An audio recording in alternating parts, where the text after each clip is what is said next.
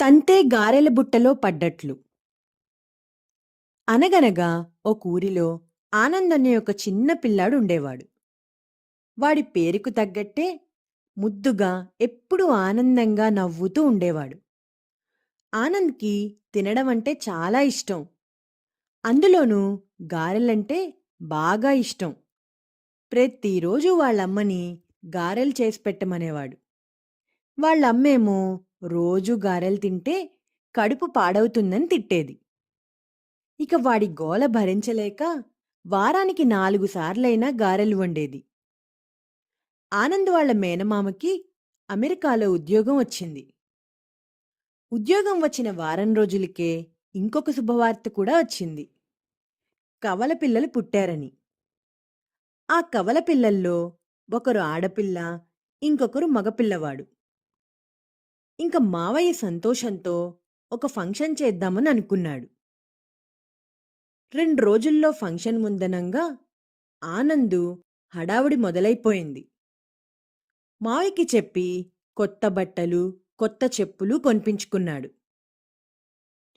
అందరూ పనుల హడావుడిలో ఉండగా ఆనందు అమ్మ దగ్గరికెళ్ళి, అమ్మా, రేపు ఫంక్షన్లో గారెలు చేస్తారా అని అడిగాడు. అమ్మ ఒక్కసారి వాడివైపు తిరిగి కోపంగా చూస్తూ, ఆనంద్, ఇట్లాంటి ఫంక్షన్లో కూడా గారెలేంట్రా, నీ గారెల గోల పాడుగాను అని తిట్టి పనుల హడావుడిలో పడిపోయింది. వెంటనే ఆనంద్ మావయ్య దగ్గరికెళ్ళి, మావయ్య, నా కోసం ఇంకొక్క పని చేస్తావా అని అడిగాడు. మావయ్య, నీకేం కావాలో చెప్పు, చేస్తాను అన్నాడు. మావయ్య, రేపు నాకు గారెలు కావాలి అన్నాడు. ఆనందు అమాయకపు చూపులకి మావయ్య మనసు కరిగిపోయి, సరేలేరా, నీకోసం చేయిస్తాను, నువ్వు నా ముద్దుల మేనల్లుడివి కదా అన్నాడు. మావయ్య మాటలకి ఆనంద్‌కి అసలైన పండుగ మొదలైపోయింది. ఫంక్షన్ రోజు ఉదయాన్నే త్వరగా తయారైపోయాడు ఆనంద్. వచ్చిన చుట్టాల కబుర్లు, పిల్లల ఆటలతో ఇల్లంతా పూర్తి సందడిగా ఉంది. ఆనంద్ తన స్నేహితులతో కూర్చుని ఆడుకుంటున్నాడు.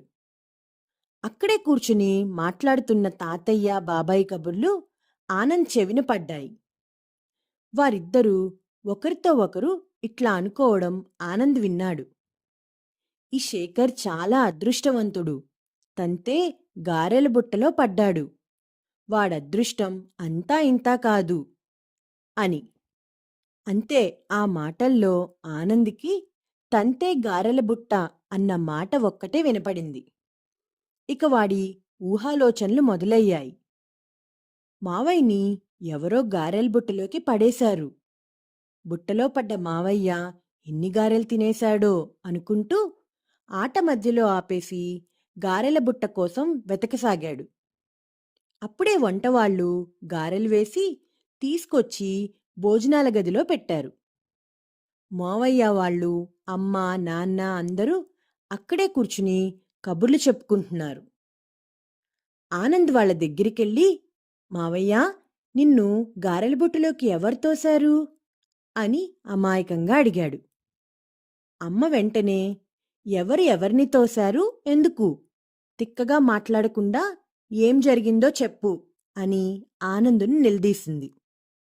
అమ్మా, తాతయ్య, బాబాయి మాట్లాడుకుంటుంటే విన్నాను.